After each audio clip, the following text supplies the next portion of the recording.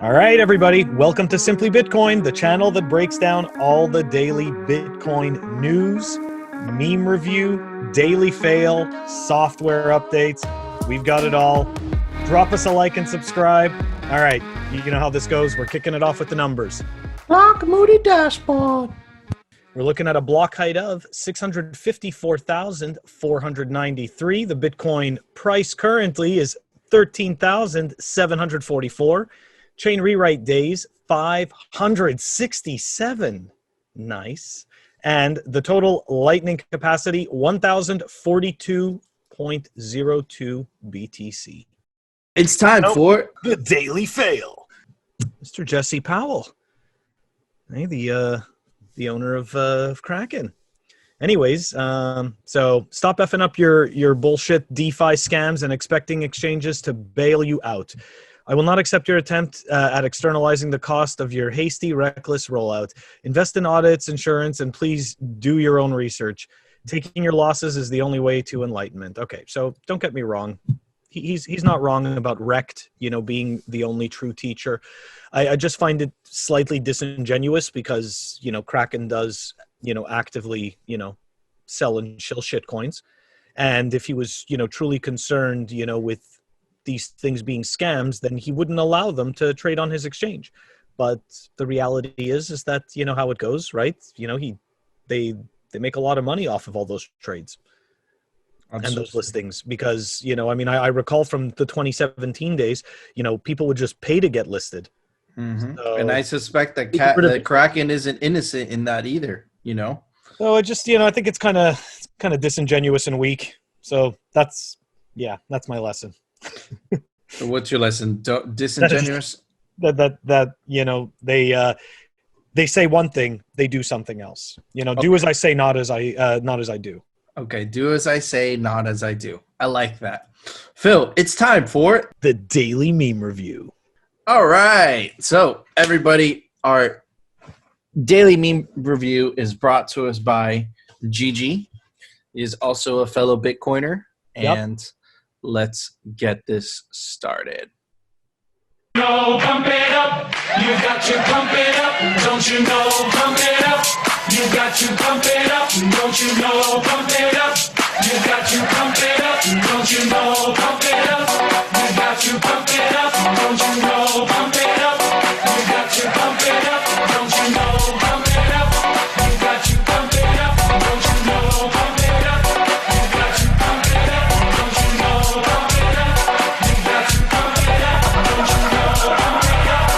Here's a drop. Don't you know? Pump it up. You got to pump it up. Don't you know? Pump it up.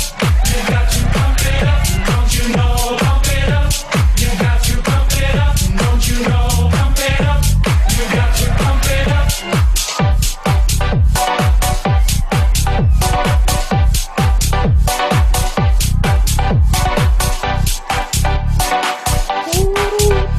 Shout out, Hal.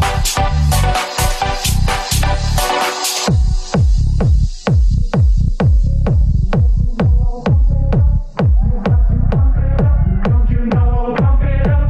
You got to pump it up. Don't you know? Pump it up. You got to pump it up. Don't you know? Pump it up. You got to pump it up. Don't you know? Pump it up. You got to pump it up. Don't you know? Pump it up. You got to pump it up. Don't you know?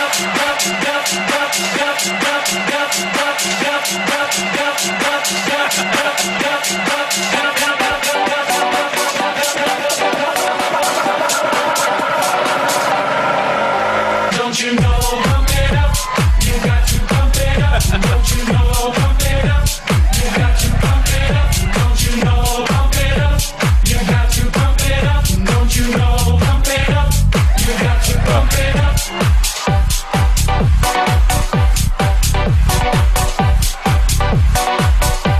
Eat the fun.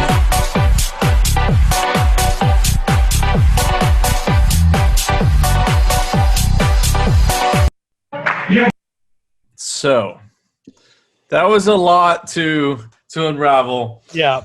I love the music. It made me laugh, but it wasn't completely genuine to all Bitcoiners. There was some Vitalik in there. There was some shitcoiners in there, right?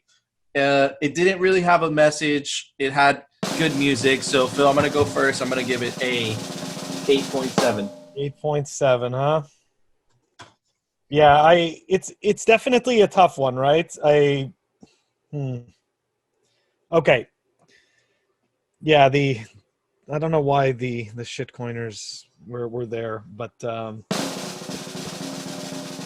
I'm gonna give it 8.5. Yeah. Okay. So do you want to explain yourself first, Phil? Yeah, I mean, again, it was okay. So it was all great messaging, of course, right? That particular video, though, I think, or that particular meme, probably would reign more true to somebody that's been in Bitcoin for a little while, because there were some characters in there that nobody is going to recognize unless you're in this space. So it makes it slightly less relatable to people that know nothing, pre-coiners. But yeah, Vitalik, man, why? Yeah, I completely agree. When I saw that, I was just like, what the hell are you guys doing? So, anyways. Yeah, the rest of it was great, man. It's like if they would have dropped Vitalik, maybe gotten rid of, Shitlord. Yeah.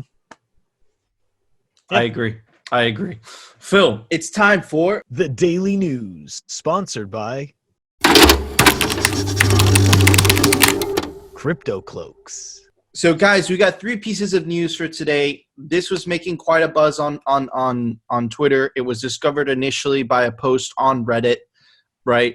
And essentially, I don't know if you guys remember, but back in July 2020, there was this huge Ledger Nano, right? The company Ledger that makes hardware wallets. There was a huge compromise in their databases, and a lot of emails got hacked, right? So it seems like the hackers on the dark web, came up with this really, really, really good phishing attack, which I'm going to post some screenshots right here and right here.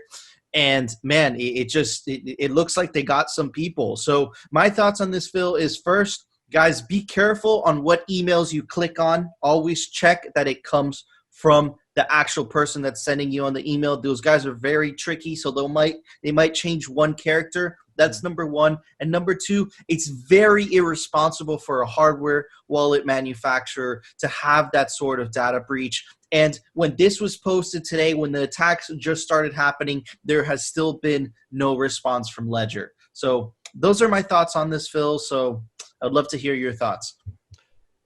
I mean, it's just terrible for Ledger, right? They had that issue. They had the other issue. I don't know if you recall. Yes.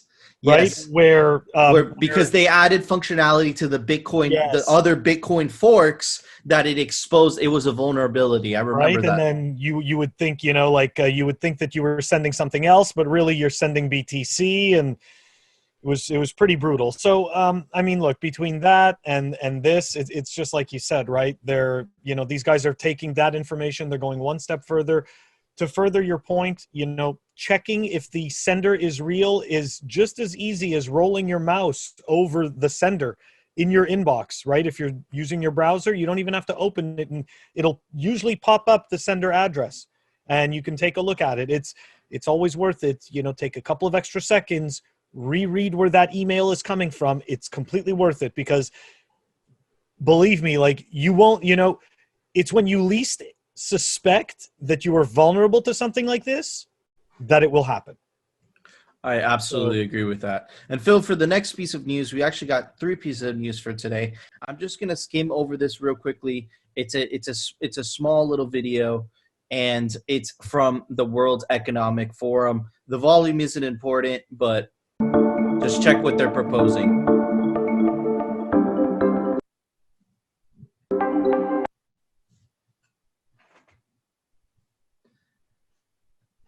You'll own nothing and you'll be happy.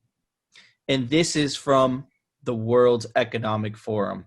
And this is what their plans, right? This is what the elites' plans are for the world in 2030. So what do they mean by you own nothing, right? They want a world where they could print enormous amount of fiat unchecked whatsoever, and that as a consumer forces you to spend. It forces this economy, this Keynesian economic economy, where all you do is you spend the money that you earn. You don't save. And in a world where there's no cash, you have to spend, because if you don't spend, your cash loses value tremendously. So that innocent little ad is a very good insight into what these guys are thinking for the future. It's extremely dystopian. And when they say you own nothing, who owns this property that we're going to rent from? They do. The people that print the goddamn money. Super insidious, super sneaky. I made quite a buzz on Twitter, so I wanted to tell it to you guys. Phil, what are your thoughts on this?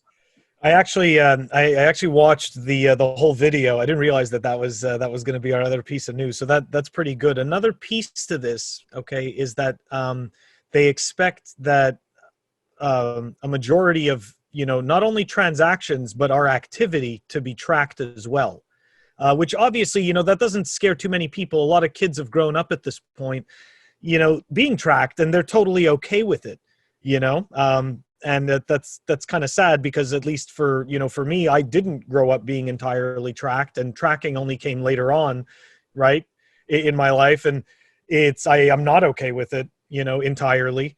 And I just look, the whole thing about ownership, it's a very slippery slope. It's an interesting narrative that they propose. Yes, it definitely shows like signs of that dystopian perpetual consumer. But at the same time, it also illustrates that it's the corporations that are going to own everything, and the corporations indirectly answer to the government, or vice versa, right? Because the government answers to lobbyists, and lobbyists are usually bought and paid for by corporations. So I don't know who's working who there, but everyone's getting worked. It looks like it. It looks like it, Phil. It looks pretty dystopian. Just if you buy Bitcoin, you guys won't have to deal with this. All right, so you'll have a head. You'll have a head. You'll be on your life vote, and you don't have to deal with any of this, guys. There was a Bitcoin hash rate drop today by 10%, but don't worry. Us at Simply Bitcoin will kind of explain to you exactly why. I read this, so you guys don't have to. But look. There's seasons in China which do operate the majority of the hash rate. That is changing. Bitcoin is becoming more and more decentralized. You're seeing more giant mining operations, as we reported on Simply Bitcoin, being expanded all over the world. So that's good. But for now, most of Bitcoin's hash rate is located in China. And the reason that there is a 10% drop, it wasn't for the price, it wasn't for any bearish news, is that the hydro season in China is now over. So they're migrating to fossil fuel electricity generating plants, right? That's all that happened. It's not a big deal, but now you know. Now you know if someone asks you, hey, why did the Bitcoin hash rate drop? Now you know. It's just because Chinese miners are changing from their hydroelectric dam electricity generation to fossil fuel electricity generation. They do this every single year. So I did not know that. So you just taught me.